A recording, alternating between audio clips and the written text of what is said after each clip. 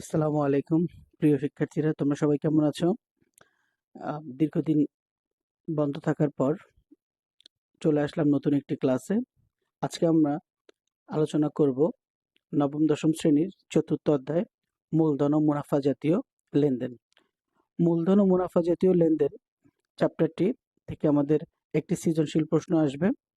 আমরা যদি সঠিকভাবে মূলধন ও মুনাফা জাতীয় লেনদেন বিষয়গুলো সম্পর্কে ভালোভাবে জানতে পারি, এই অধ্যায় থেকে আমরা খুব সহজেই 10টি নাম্বার সংগ্রহ করতে পারবো। তো কথা না বাড়িয়ে চলো আমরা আমাদের ক্লাসে ফিরে যাই। প্রিয় শিক্ষার্থীরা, আজকে আমাদের আলোচনার বিষয় হচ্ছে মূলধন ও মুনাফা জাতীয় লেনদেন। তো মূলধন ও মুনাফা জাতীয় লেনদেন অধ্যায়টি আলোচনা করার জন্য সবার প্রথমে আমাকে জানতে হবে লেনদেন জিনিসটা কি, এবং এরপর আমাকে লেনদেনের শ্রেণী বিভাগ সম্পর্কে জানতে হবে। তাহলে চলো আমরা লেনদেন বিষয়টা কি আগে একটু জেনে নিই। দ্রব্য সামগ্রী ও সেবা কর্মের বিনিময়ে ফলে কোনো ব্যক্তি, প্রতিষ্ঠান বা ব্যবসায়ের আর্থিক অবস্থার পরিবর্তন হলে লেনদেন সৃষ্টি হয়। তাহলে আমরা এই সংজ্ঞা থেকে বুঝলাম যে যদি কোনো দ্রব্য বা সেবাকর্ম কোনো ব্যক্তি বা প্রতিষ্ঠানের কাছে আর্থিক অবস্থার পরিবর্তন ঘটে, তখন তাকে লেনদেন বলে। এবার আমাকে জানতে হবে লেনদেনের শ্রেণীবিভাগ। তাহলে শিক্ষার্থী বন্ধুরা, তোমরা একটু খেয়াল করো, ব্যবসায় লেনদেন দুভাগে বিভক্ত। একটা হচ্ছে মূলধন জাতীয় লেনদেন আর দ্বিতীয়টি হচ্ছে মুনাফা জাতীয় লেনদেন। আমরা একটি ডায়াগ্রামের মাধ্যমে লেনদেনের শ্রেণীবিভাগটি দেখালাম। তাহলে সবার প্রথমে আছে লেনদেন। লেনদেনকে আমরা দুভাগে ভাগ করেছি, মূলধন জাতীয় এবং মুনাফা জাতীয়। মূলধন জাতীয় লেনদেনকে আবার দুভাগে ভাগ করা আছে, একটা হচ্ছে প্রাপ্তি বা আয়, অন্যটি হচ্ছে ব্যয়।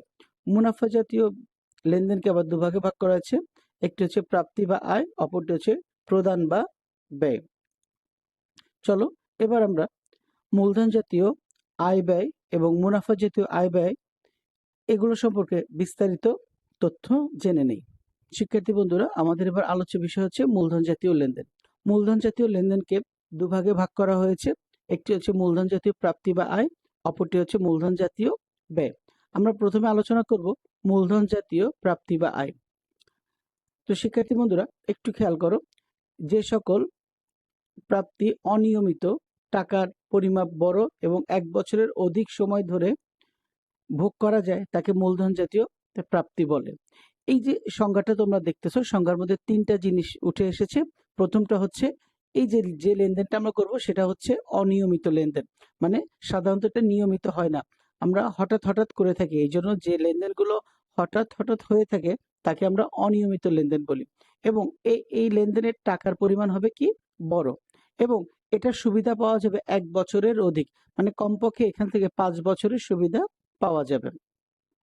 উদাহরণ হিসাবে মালিক কর্তৃক ব্যবসায় মূলধন আনায়ন, যেমন একজন মালিক যদি তার ব্যবসায় মূলধন বিনিয়োগ করে, সে নিশ্চয়ই 6 মাস বা 1 বছরের মধ্যে তার মূলধনটা ফেরত নিয়ে যেতে চাইবে না, কারণ সে চাইবে তার ব্যবসাকে আরো দীর্ঘদিন বা দীর্ঘস্থায়ী করার জন্য।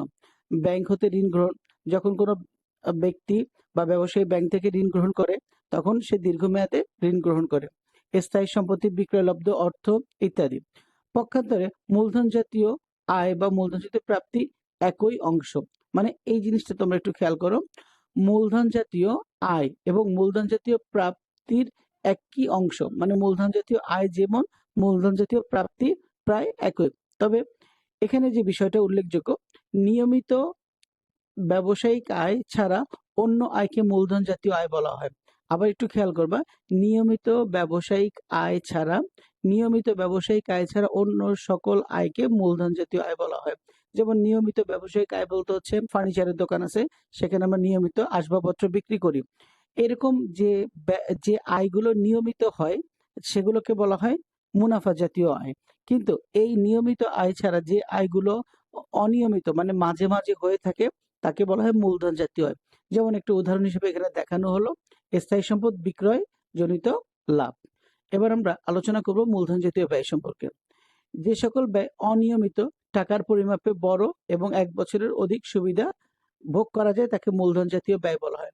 দেখো শিক্ষার্থী বন্ধুরা, মূলধন জাতীয় প্রাপ্তি বা আয় এবং মূলধন জাতীয় ব্যয়ের মধ্যে সংজ্ঞা একই, তবে মূলধন জাতীয় প্রাপ্তির ক্ষেত্রে বোঝানো হয়েছে টাকা আসবে এবং মূলধনজাত ব্যয়ের মাধ্যমে বোঝানো হচ্ছে টাকা চলে যাবে।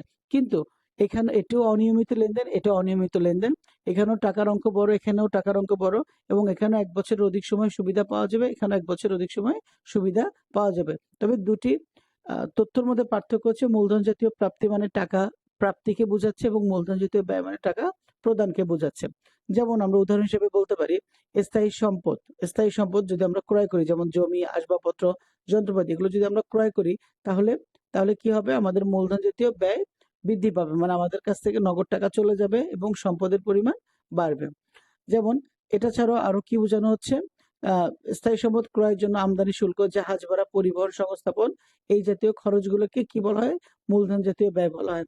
যেমন একটি আসবাবপত্র ক্রয় করা হলো বা একটি যন্ত্রপাতি ক্রয় করা হলো, সেই যন্ত্রপাতি ক্রয়ে যেমন খরচ হয়, এটার পাশাপাশি সেই যন্ত্রপাতিটি বিদেশ থেকে যদি আনা হয় তাহলে তার জন্য আমদানি শুল্ক দিতে হয়, জাহাজ ভাড়া দিতে হয়, এবং পরিবহনের মাধ্যমে প্রতিষ্ঠানে আনা হয়, এবং সেখানে সংস্থাপন ব্যয় যোগ করে বা সংস্থাপন ব্যয় করে ওই সম্পদটাকে কাজে ব্যবহার করা হয়। সেজন্য স্থায়ী সম্পদ ক্রয়ের সাথে সম্পর্কিত আমদানি শুল্ক, জাহাজ ভাড়া, পরিবহন এবং সংস্থাপন ব্যয়, এই সমস্ত হচ্ছে মূলধন জাতীয় ব্যয়ের বা মূলধন জাতীয় লেনদেনের অন্তর্ভুক্ত হবে। এবার আমরা আলোচনা করব মুনাফা জাতীয় লেনদেন সম্পর্কে। শিক্ষার্থী বন্ধুরা, আমাদের এবার আলোচ্য বিষয় হচ্ছে মুনাফা জাতীয় লেনদেন। মুনাফা জাতীয় লেনদেনকে আবার দুভাগে ভাগ করা হয়েছে। একটা হচ্ছে মুনাফা জাতীয় প্রাপ্তি বা আয়, অপরটি হচ্ছে মুনাফা জাতীয় ব্যয়। তাহলে মুনাফা জাতীয় আয় হচ্ছে, মুনাফা জাতীয় আয় বা প্রাপ্তি হচ্ছে যে সকল প্রাপ্তি নির্দিষ্ট সময় পর পর অর্থাৎ নিয়মিত হয়। মানে আমরা যখন মূলধন জাতীয় লেনদেন নিয়ে আলোচনা করেছিলাম বা মূলধন জাতীয় প্রাপ্তি নিয়ে আলোচনা করেছিলাম, তখন সংজ্ঞার মধ্যে ছিল যে লেনদেনটি অনিয়মিত, মানে মাঝে মাঝে হয়ে থাকে। কিন্তু মুনাফা জাতীয় লেনদেন হচ্ছে কি নিয়মিত, এটা সবসময় হয়ে থাকে বা আদায় হয়, যার দ্বারা প্রতিষ্ঠানের দৈনন্দিন যাবতীয় ব্যয় মেটানো হয় এবং নির্দিষ্ট সময়ের মধ্যেই উপযোগিতা শেষ করা হয়, তাকে মুনাফা জাতীয় প্রাপ্তি বলে। মানে এই মাধ্যমে মুনাফা জাতীয় প্রাপ্তির মাধ্যমে যে টাকাগুলো আসবে তা নিয়মিতভাবে আসতে থাকবে এবং এটা দ্বারা প্রতিষ্ঠানের দৈনন্দিন খরচ কি করা হয়? মেটানো হয়। যেমন উদাহরণ হিসেবে আমরা বলতে পারি পণ্য বিক্রয় লব্ধ অর্থ, বিনিয়োগের সুদ, কমিশন প্রাপ্তি ইত্যাদি। এই যে যে তিনটে এন্ট্রি দেখানো হলো, এগুলো হচ্ছে আমাদের জন্য মূলধন জাতীয়, এই যে তিনটে এন্ট্রি দেখানো হয়েছে এগুলো হচ্ছে আমাদের জন্য মুনাফা জাতীয় প্রাপ্তি বা মুনাফা জাতীয় আয়, কারণ এগুলোর মাধ্যমে টাকা আসছে। মুনাফা জাতীয় প্রাপ্তি ও মুনাফা জাতীয় আয় একই অর্থবোধক মনে হলো, এটার মধ্যে কিছুটা পার্থক্য আছে। মানে আমরা অনেক সময় বলে ফেলি যে মুনাফা জাতীয় প্রাপ্তি আর মুনাফা জাতীয় আয় একই কথা। আসলে বিষয়টা এমন নয়, দুটো বিষয়ের মধ্যে কিছু পার্থক্য বিদ্যমান আছে। আমরা যদি আরেকটু ক্লিয়ার করি, অর্থাৎ মুনাফা জাতীয় প্রাপ্তি সম্পূর্ণ অর্থই হলো নির্দিষ্ট সময়ে মুনাফা জাতীয় আয় হয় না। লাইনটা তোমরা আবার একটু খেয়াল করো। মুনাফা জাতীয় প্রাপ্তি সম্পূর্ণ অর্থই সবসময় মুনাফা জাতীয় আয় হয় না। মানে তুমি যে পরিমাণ অর্থ আয় করেছো সেটা সবসময় মুনাফা জাতীয় আয় হবে না, প্রাপ্তিটা সবসময় আয় না। একটা উদাহরণ হিসেবে যদি আমরা বলতে পারি, ধরা যাক হিসাবকাল ২০২৪-এ ভাড়া পাওয়া গেল ৫০,০০০ টাকা, কিন্তু ৫০,০০০ টাকার মধ্যে ১০,০০০ টাকা হচ্ছে আগামী বছরের। এখন এই যে ৫০,০০০ টাকা আমরা যেটা পেয়েছি, এই ৫০,০০০ টাকা কিন্তু আমরা ২০২৪ সালে পাইছি। কিন্তু এই ২৪ সালে পাওয়ার পরও পুরো টাকাটা কিন্তু ২৪০০ নয়, কারণ ২০২৫ সালের জন্য ১০,০০০ টাকা অগ্রিম প্রদান করা হয়েছে। এক্ষেত্রে ২০২৪ সালের মুনাফা জাতীয় প্রাপ্তি ৫০,০০০। এখন মুনাফা জাতীয় প্রাপ্তি কেন বলা হচ্ছে? কারণ যে পরিমাণ অর্থ পাওয়া গেছে তাকে পুরোটাই মুনাফা জাতীয় প্রাপ্তি বলে। কিন্তু প্রকৃতপক্ষে ২০২৪ সালের আয় কত হচ্ছে? ৫০,০০০ থেকে যখন আমি ১০,০০০ টাকা বাদ দিব, মানে ৪০,০০০ টাকা হচ্ছে মুনাফা জাতীয় আয়। আচ্ছা, আশা করি বুঝতে পেরেছো। এবার মুনাফা জাতীয় ব্যয়।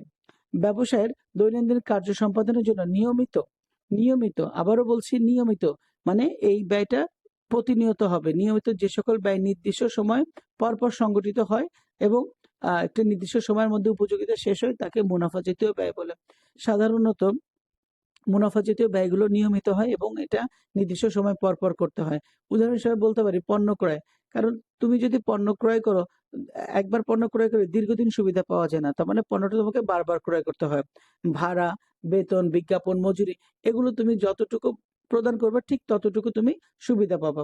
মানে মুনাফা জাতীয় আয় বা প্রাপ্তির মেয়াদটা হয় অল্প সময়ের জন্য। সাধারণত এটা ০ দিন থেকে ৩৬৫ দিনের কম সময়ের জন্য হয়ে থাকে। আশা করি বুঝতে পেরেছো মুনাফা জাতীয় লেনদেন।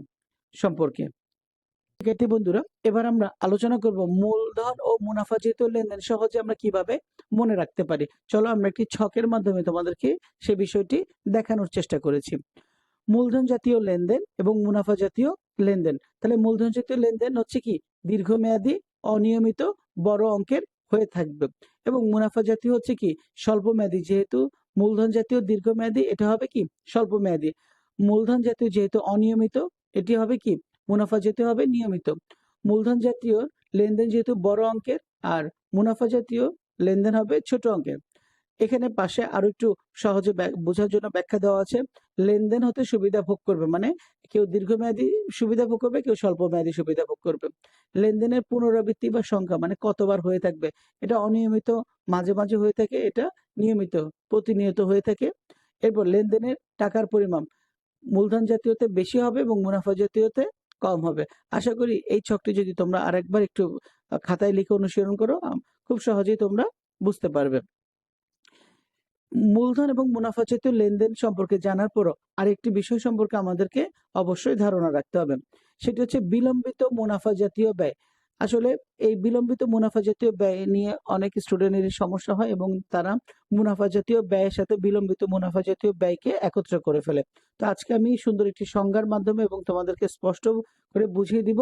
আশা করছি এরপরে মুনাফা জাতীয় ব্যয় এবং বিলম্বিত মুনাফা জাতীয় ব্যয়ের মধ্যে তেমন আর কোনো তোমাদের পার্থক্য বা তেমন কোনো সমস্যা থাকবে না। চলো আমরা একটু সংজ্ঞাটা দেখে আসি। মুনাফা জাতীয় হওয়া সত্ত্বেও নির্দিষ্ট হিসাব বছরে সীমাবদ্ধ না থেকে একাধিক বছর সময়ে সুবিধা পাওয়া যায়, এই ব্যয়কে বিলম্বিত মুনাফা জাতীয় ব্যয় বলা হয়। তাহলে সংজ্ঞাটা তোমরা আরেকটু ভালো করে খেয়াল করো। মুনাফা জাতীয় ব্যয়, এটা দেখতে মুনাফা জাতীয় ব্যয়ের মতো, তবে সেটি একটি বছরের মধ্যে সীমাবদ্ধ থাকবে না, একাধিক বছর সমূহে চলে যাবে। মনে করো সেটা 2 বা 3 বছরে যখন চলে যাবে, 1 বছরের অধিক, তখন তাকে বিলম্বিত মুনাফা জাতীয় ব্যয় বলা হবে। উদাহরণ হিসেবে আমরা বলতে পারি অত্যাধিক বিজ্ঞাপন ব্যয় বা বিজ্ঞাপনের জন্য অত্যাধিক ব্যয়। এটা হচ্ছে একটা বিজ্ঞাপন যখন করা হয় তখন বিজ্ঞাপনটা 2 বছর, 3 বছর বা 5 বছরের জন্য চুক্তিবদ্ধ করা হয়। তার মানে এটি হচ্ছে বিলম্বিত। প্রাথমিক ব্যয়, গবেষণা ব্যয়, কারখানা সংস্থাপন ব্যয়, পণ্য গবেষণা ব্যয় ও উন্নয়ন খরচ ইত্যাদি। সাধারণত এই কয়েকটা এন্ট্রি যদি আমরা একটু একাধিকবার আমরা একটু মুখস্থ করতে পারি বা বুঝতে পারি, আশা করি এর বাইরে আর তেমন কোনো এন্ট্রি থাকবে না। তো প্রিয় শিক্ষার্থীরা, আশা করছি তোমরা বুঝতে পেরেছো যে মূলধন ও মুনাফা জাতীয় লেনদেন বিষয়টা কি। আজকে আমাদের আলোচ্য বিষয় ছিল মূলধন ও মুনাফা জাতীয় লেনদেনের বেসিক কনসেপ্ট গুলো। তো আশা করি তোমরা খুব সহজেই বুঝতে পেরেছো। তারপরে যদি তোমাদের কোনো বুঝতে সমস্যা হয়, তোমরা আমাদেরকে কমেন্টস করবা, আমরা যে কোনো সমস্যার সমাধানে সহযোগিতা করব। তো ধন্যবাদ, আজকের ক্লাস এ পর্যন্তই। সবাই ভালো থাকবে, সুস্থ থাকবে। দেখা হবে পরবর্তী ক্লাসে। সালামু আলাইকুম।